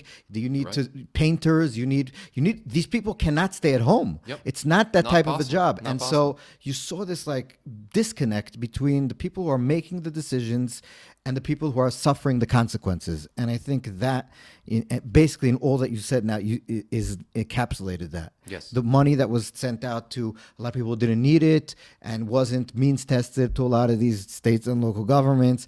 It was given just blanket throw money at people in terms of looking where the money was going, I think also. So I think that's, so basically, but also maybe, how do you look at Donald Trump as a president economically? Besides the last year we spoke about problematic, the COVID year, but those 3 years before that, would you give him a good grade? It was very successful. I mean, there were, I think one of the sort of summary statistics is there were very large increases in median incomes in the United States. I believe a lot of that came as a result of the Tax Cut and Jobs Act. The static analysis of the Tax Cut and Jobs Act made it look like it was just a tax cut for the rich. Right. But when you look at what actually happened to median incomes, they went way up. And that was despite the fact that, I think there were some headwinds with some backlashes against globalization. I think the issue of what to do about trade in China is a really tricky issue. It's a really hard issue.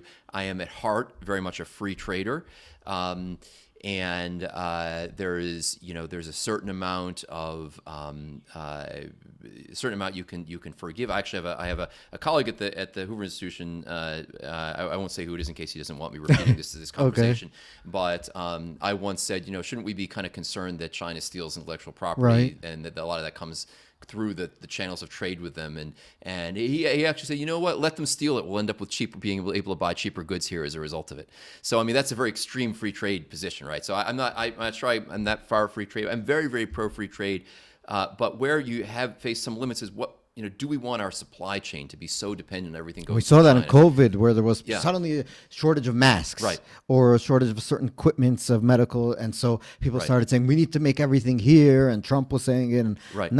it was basically, in terms of political, it was wall to wall, and that there's a problem with the supply chains, that we're too in the West is too America is too dependent on these bad actors. Let's On put it bad that way. actors, yeah, and so I very sensitive to that, and therefore I think that it's actually really the trade question becomes a really difficult difficult question, and so I think there's because of that tension, I would give a mixed rating on trade, but I overall I think it was a very successful And time. spending you didn't touch at all, which was, I think, probably very, Very but that's disappointing. politically almost impossible, which is very disappointing. I'm disappointing in the American public, in the sense that the conservative movement, when I mentioned the Tea Party, it's not that long ago, they were talking about Yes. debt and all this. The debt is like 1,000 times more. I'm obviously I'm very disappointed in that as Yeah. well. Nobody's talking about it. I'm myself personally very much a deficit hawk. Yeah. I was very disappointed in that. That disappointed. By the time I joined CEA, I had sort of. I mean, that was my. You accepted it. Well, yeah. I mean, I guess That's the I thing. accepted that I was going there, and that was the baseline from which we were starting. The catastrophe, the true catastrophe, was the big increase. Yeah. Because we had been running big deficits for a long time. It wasn't Donald Trump's fault that the deficit emerged. Right. You can say his administration. You could argue that they should have found more ways to try to close it. Of course, it's not totally clear how much power the president has to do that if Congress won't go along. Yeah. But the president does. But set he the tone had for 2 his years party. where he controlled the Congress. He had 2 years where he controlled Congress. I agree. Yeah, I agree. Anyway, it is a big disappointment. I think there's Yeah. there's no argument that between us that it's very politically difficult, but it is something that is going to need to be done in the. It absolutely needs to be done. I'm very disappointed that there's no political party that's willing to, as I said, to just go to people and just tell the truth. Say, I'm sorry if you've heard before that there's plenty of money for the government programs. You were lied to. Apologies. Yeah. And similarly, I would say, with the legacy of the first Trump administration, there was. Really, there was a lack of progress on debt and deficits. But even worse, in 2020, there was a new deluge of spending, and that really didn't have to happen because the president didn't have to sign the CARES Act. The president could, just being the first of, there were a couple other smaller pieces of legislation before that that also were problematic. I mean, I remember the time that I was there. I mean, there was this thing, the Family's First Coronavirus Response Act. How much was it going to cost?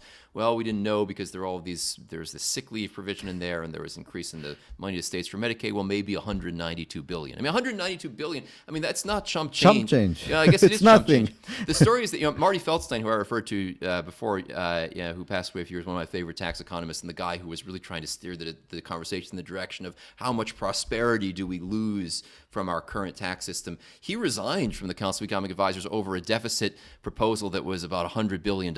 He's chair, and he said, "I am not going to be here and preside over $100 billion." That's like nothing today. That's like nothing today, right? So, Yeah. so anyway, but the CARES Act was over $2 trillion, and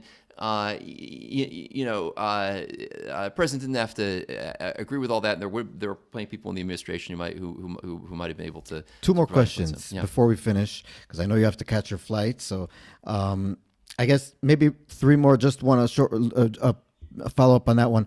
President Biden, economic policy.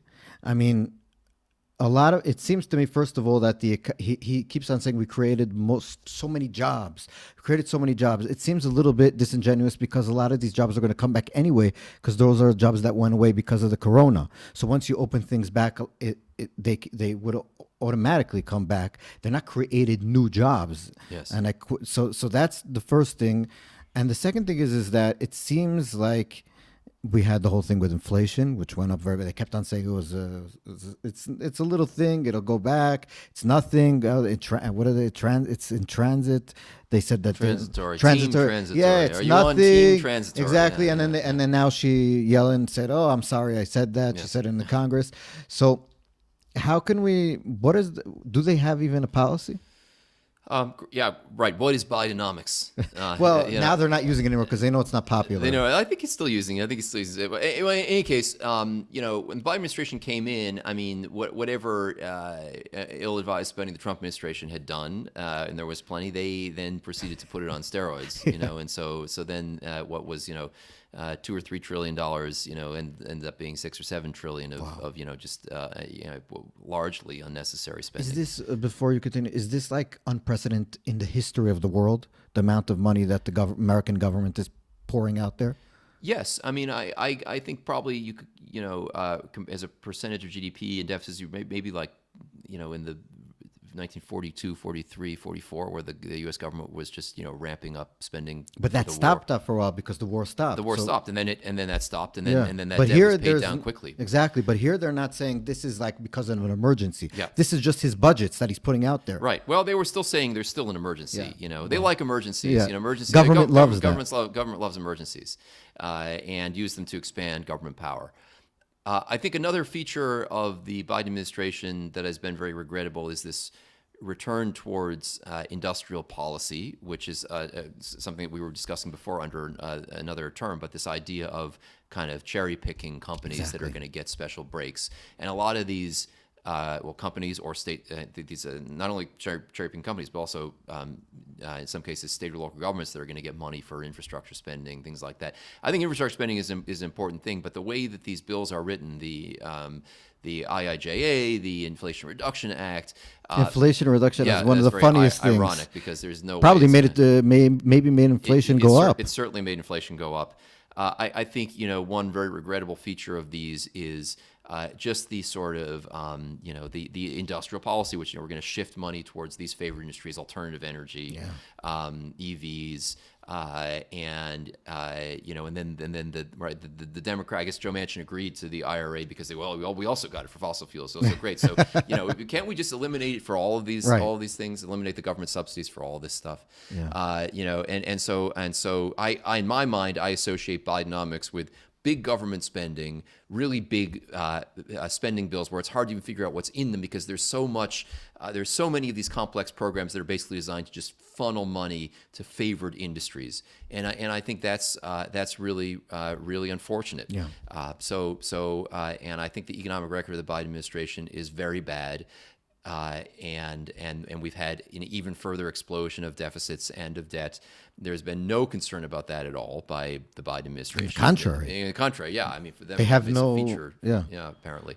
So very concerned about all of that, and you know, I hope to see a future. And the student debt administration- thing, I'm just student not even debt asking forgiveness, yeah. about it. I'm just saying that the fact that you're a professor at a university, but a lot of these students are going in into fields that are not going to make them any money. Right. And they're going with like tons of debt, and the government is now going to give them the debt. So the taxpayer is basically subsidizing people. So let's say a plumber we mentioned before, he's working his tuchus off. Right. He's working so hard. He's making an average, depends where he's the plumber, whatever. He's making money, but he's working hard. He never went to university, went maybe to trade school. Yes. And he's paying taxes to pay for this spoiled, pampered student who went to learn gender studies, who's not going to make a cent from it. Yeah. And so instead of talk about the government subsidizing useless education. Exactly. I mean, there's another example of it, right? 100%. So, I mean, you know, again, when we talk about the issue with the ultra orthodox, I feel like in I a agree. glass house of the United States, it's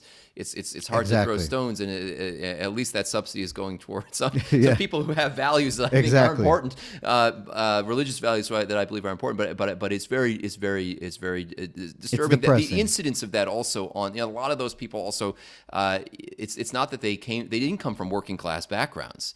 You know, they often came from backgrounds where they took some student loans. You know, their parents may not have had enough money to send them to pay the full freight of the $80,000 per year that it takes now. Very few people have got that kind of cash saved up for multiple kids. So a lot of people end up taking on loans. A lot of the forgiveness actually went to kind of middle class and upper middle class families. That's terrible policy. But I guess those are the armchair liberals who exactly are the that we spoke about in the corona, where they're sitting there, Yeah. they're looking down at the people who don't go to college, for example, and are actually making everything run. The people are building the buildings, the plumbers, the painters, the construction, whatever, and these people are actually doing things and are actually they're taking their money that they're paying in taxes and moving it. They always used the redistribution from the rich to the poor. Here, actually, in a way, giving to the rich, to the elites. They love talking about Yes. the elites and Yes. everything. So it's very depressing. But so I guess my last question is, and it's not an economic question, but it has to do with a lot of what we spoke about. You basically worked for years already on college campuses, universities, and you go to talks. I assume you're not only at Stanford. You go to different places, to conferences, whatever. The American universities seem to be a crazy place. And I'm not saying that to like every other day you hear another crazy story about like these crazy I'm not even talking about the Israeli protests now against the pro Hamas in some of these places, but even more like unfathomable. people where before even October 7 you would have a speaker who's not 100% on their side. Even I'm not talking about a right-wing person. They would go a lot of these places, blow up the speech in violent ways. Yes. Sometimes you have these like safe places where people can't.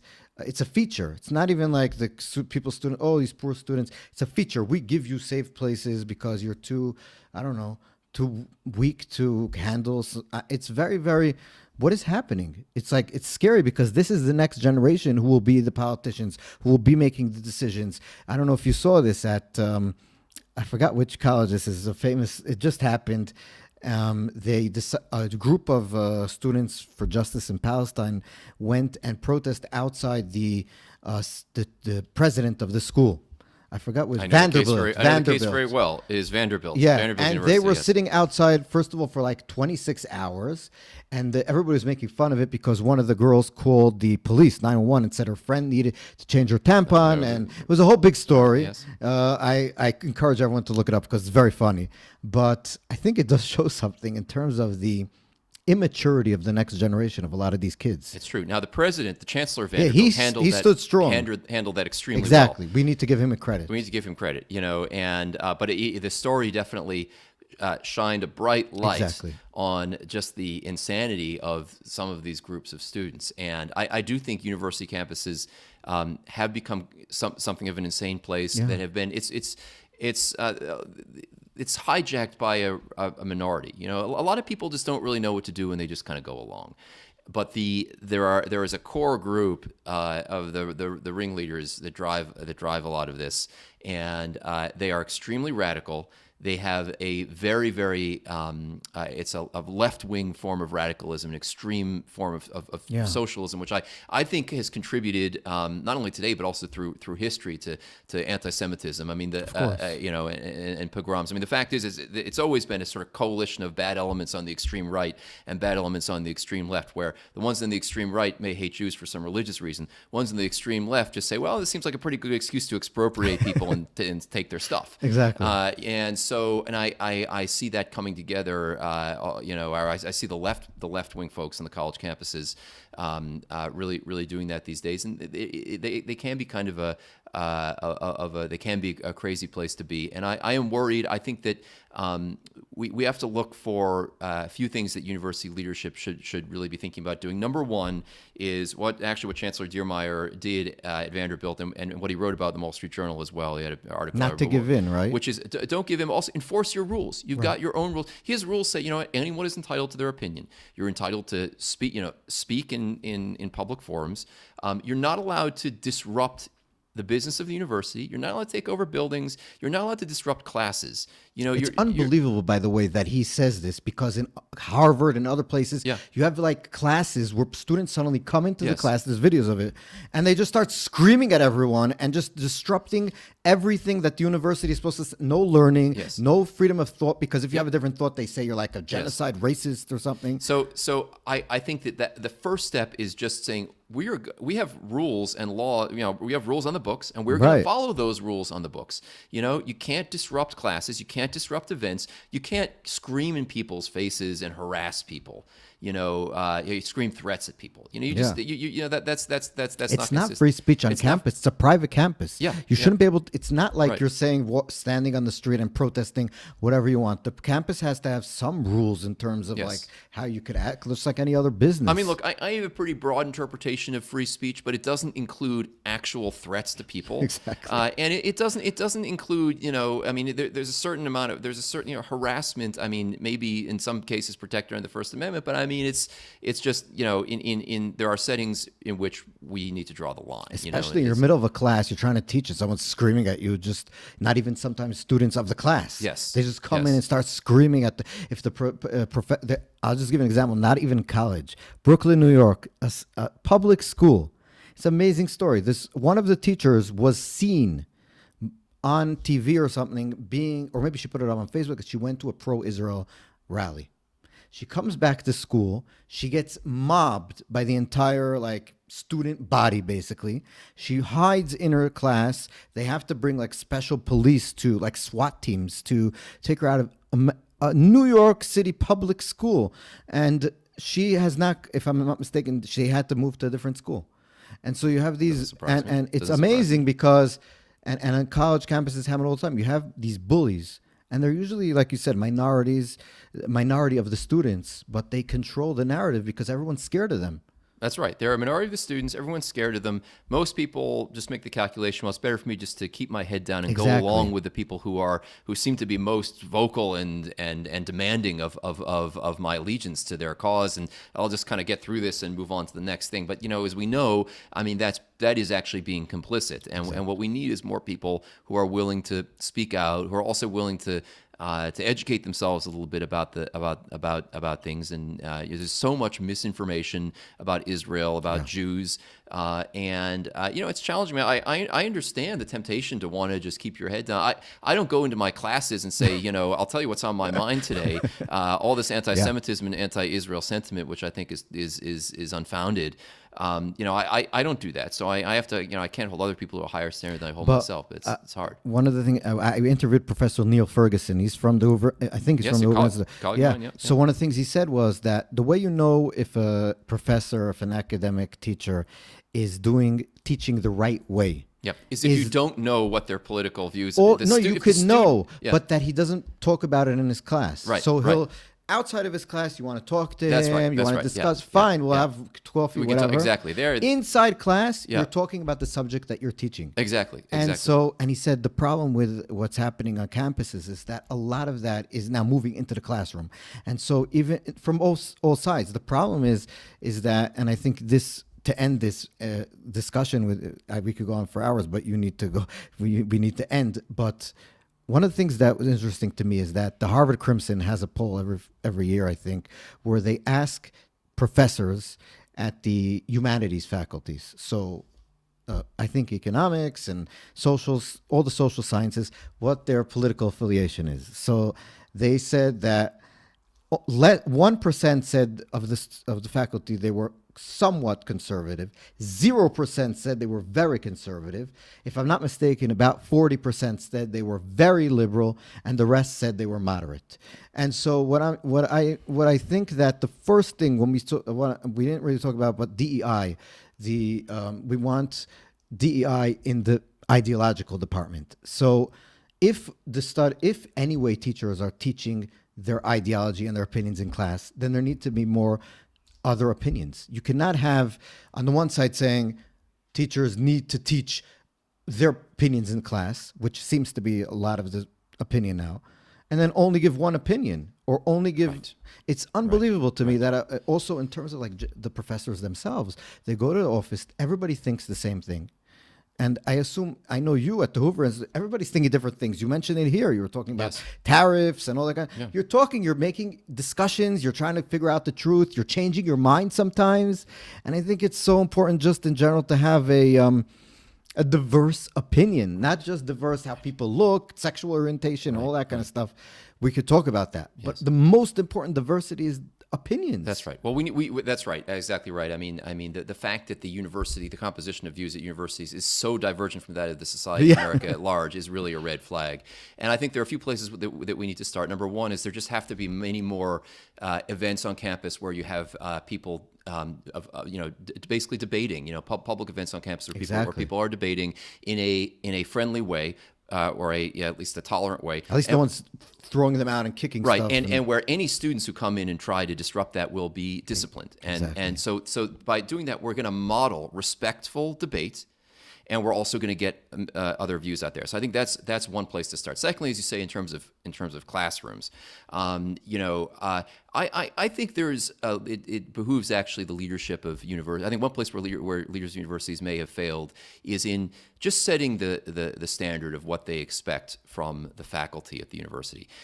They should say that what I expect from you, and I don't care whether you're left wing or right wing, whether you're liberal or conservative, is that you're not using your classrooms as places of indoctrination into your beliefs. That you present multiple sides of issues. Exactly. That you say some people think this, other people think this, particularly when there is a huge range of opinion on an issue. I mean, you don't need to present the fact that there are some people who think the Earth is flat because that's a tiny minority of people who believe that.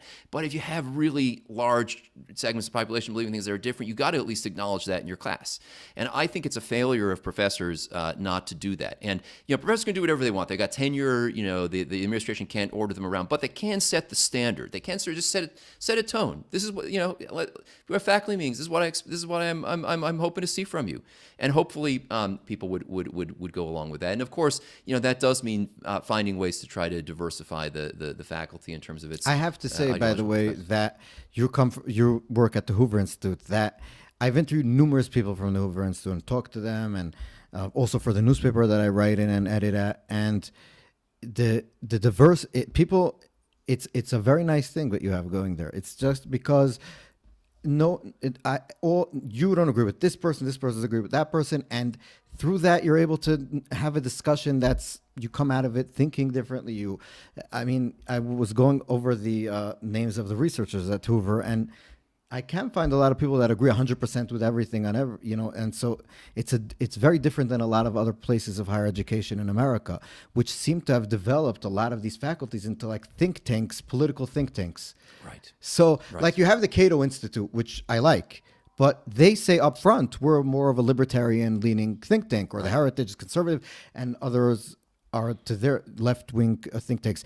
The faculty at a university should not be promoting specific political agendas. Absolutely not. Which I think is something that you guys could be proud of, that you're not there, and it behooves, I think, other places to do the same. That's just Within the Hoover Institution, we have a large I know. range of views. That's what I'm saying. So yes, I think some people will have a misguided belief the Hoover Institution is sort of necessarily a conservative research institute. anyone who's not radical left now is considered for some reason conservative. It's right. unbelievable. That's right. So and then in that sense, then the Hoover Institution, but I think that's true, and I just believe that we need to do more modeling of respectful dialogue and enforce rules. You cannot disrupt events. You cannot try to shout down people from speaking their views. You can have opposing opinions. You can discuss on the basis of facts and evidence. And you can say whatever you want, but it can't cross a line into harassment, disruption, threats. And this is exactly actually what Chancellor Diermeier at Vanderbilt did in response to that event, which was very good. And I hope to see more universities taking that line and also again doing it in the context of, look, having events where you have people having debates. That's good. That's terrific. Now it requires work, right? And it requires saying, well, you know what, we're going to have some people on campus here who maybe 2/3 of the student body really don't agree with or don't like or more. Exactly. But all right, you have to do that. You have to do the work. There's nothing more important than I university have than a to create friend. Just have a friend. His name is Ran Bar Yoshafat, acquaintance. He went to give a speech. He was invited at Berkeley by one of the student bodies that was pro-Jewish or pro-Israel. I forgot. And his speech was disrupted in the most violent way that you could imagine. There was burning things outside of the hall where the speech was going to be given. There was violent threats. There was bomb threats given and emails to the place where Berkeley had to move him out. They decided he wasn't going to give the speech. And I said to him and to people when I heard about it I said, you understand that a university in the United States of America, a major university, basically gave in to terrorists because they just canceled this. He had to move to somewhere in the city, not on the campus. And I'm like, this is people threatening violence, and the campus says, okay, we're scared of your violence. We'll move it. We give in. And it's like, and it also, we spoke with the Harvard professors, the Harvard president and the Penn president at the Congress, who are like, we could call for genocide on our campus and it's fine, but if you misgender someone, that's unbelievable. And I think that the double standard is Yes. I can't believe it. They've been highly inconsistent. I mean, Exactly. in taking political positions on all manner of left-wing political causes, and then refusing to say that it's not okay to call for genocide. I mean, it's Dr. Joshua Rauh was amazing. I have to say, I could have talked to you for another hour. Thanks, Ariel. Because me too. Likewise. I don't usually speak with people who agree with me on my podcast on most things, so it was fun. And I think it's important for Israelis to, first of all, hear that we have friends in America, because we hear a lot of these protests and the hate and the vitriol, and that's usually what gets a lot of attention, but we don't see that we have a lot of regular Americans who support us, and it is important to... it's important that you came. So I appreciate that just much. In a general thing. And number two, for me, it's important to promote free markets and freedom in general. And it's something that in Israel, not a lot of people agree with me. So hopefully more in the future, hopefully more of talking to people like you will get to do it. And hopefully you'll come back even through Skype or something. We'll set it up sometime in the future. And that's it. So thank you so much. Thank you, Ariel. It's been a pleasure being here. Thank you. And thank you so much to our listeners and our viewers. And you'll find us on YouTube and all the other channels. Spotify, Apple, Google, and I think we're on 50 to 60 platforms already. So that's pretty cool. Like I said to Dr. Rauh, I think these discussions are very important because for us in Israel, the war is going to end soon. We're going to have to change our policy on a lot of different things. There's not enough money to do what we've been doing until now. The war cost a lot of money. And we have to understand that freedom is where we need to start from. Any government intervention is something that is not optimal. So whenever we want to do something new, we need to explain extremely well why we're doing it and what the unintended consequences might be. So thank you very much. Thank you, Ariel.